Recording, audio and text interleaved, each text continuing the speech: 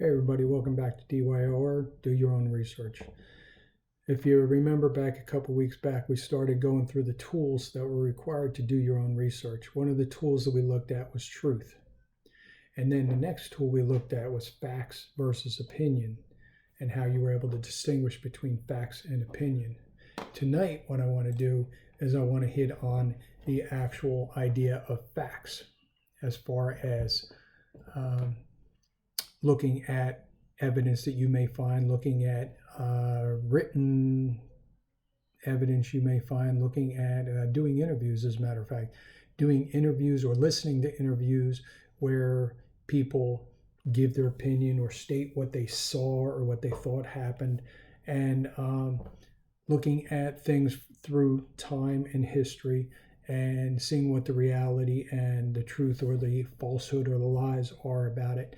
It's interesting that in Webster's 1828 dictionary, he defines fact as anything done or that comes to pass, an act or a deed. Okay, so thinking about that definition, we say anything done. All right, well, let's say we're watching a football game and a quarterback hands a ball off to the running back and the running back goes through the line and gets a touchdown.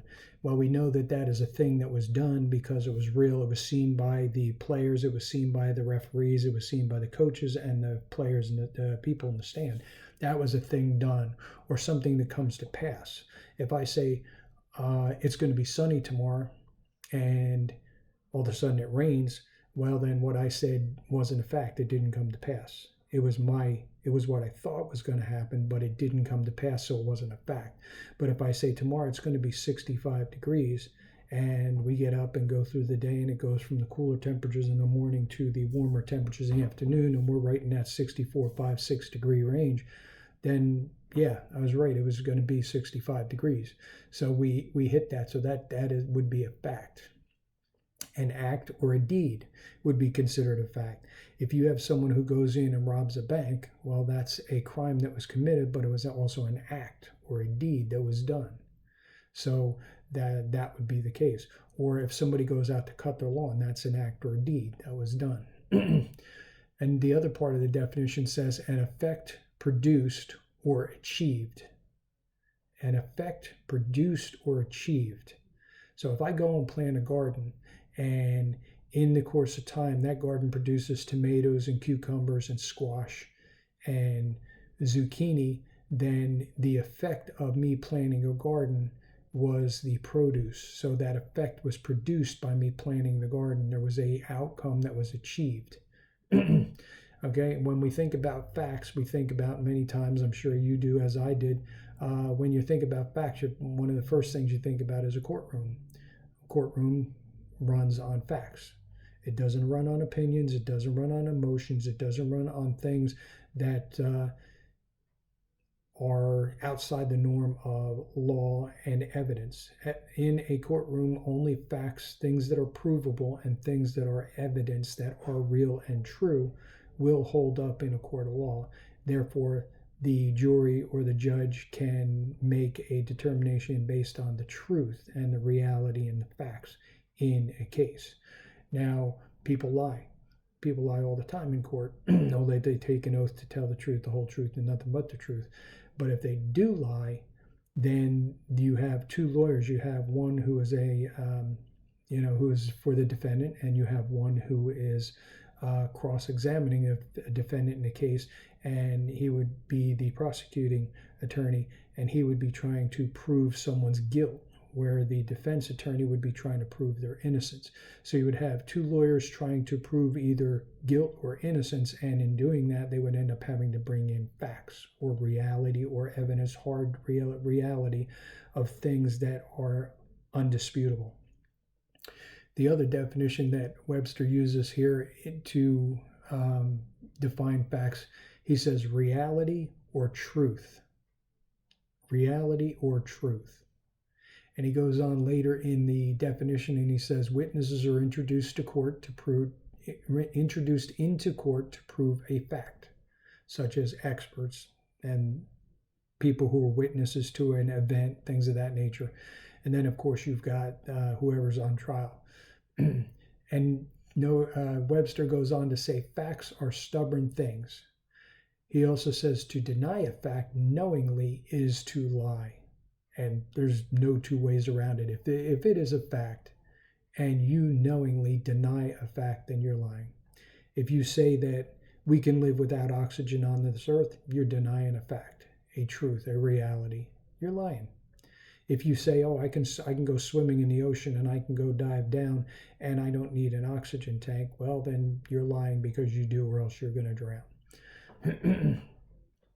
Now, there's an interesting portion of a definition here when it comes to fact in the 1972 version of Webster's Dictionary, and it states here a term that I used to hear growing up a lot as a kid and a young adult, and it was called the facts of life.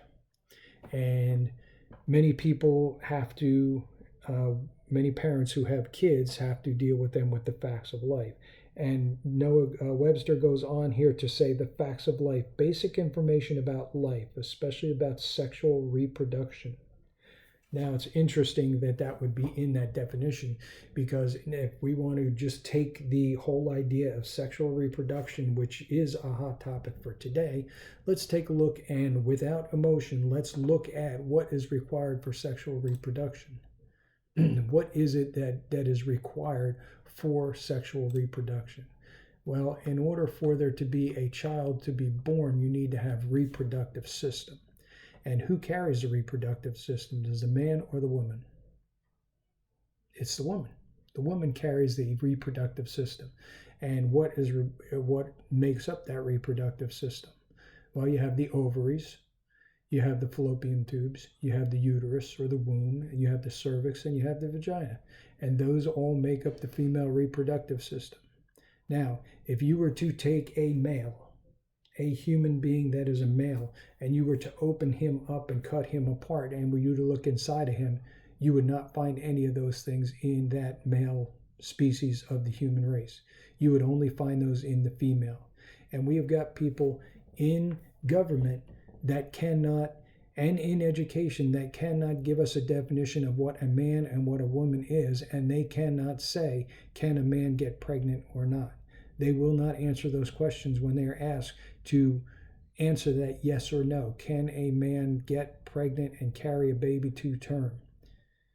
The reality of biology says no. A man cannot get pregnant because he does not have the required organs for reproduction. Only the female can. And there are people that will argue until they're blue in the face that a man can have a child. That is the most ludicrous thing based on simple biology that you're going to find. So if you want to do your own research and you want to make sure that you have the facts, take a look at the facts, look at the things behind the topic that you're looking at, and take those things and look at them from both sides. A coin has two sides, a heads and a tail. Actually, it has three sides. It has a heads, a tail, and the ridge that is the coin that you can look at and see what the materials are in that coin. So really, a coin has three sides, front, back, and side.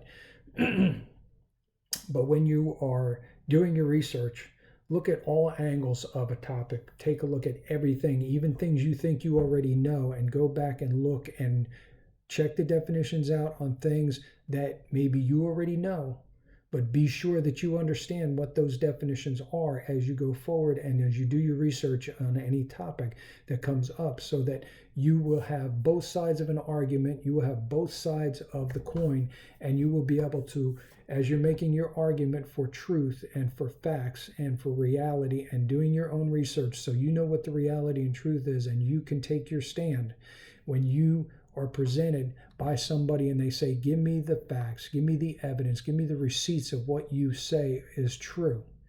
And if you can present those facts, then it's going to be a lot more difficult for that person to debunk what you say or to rebut what you're saying.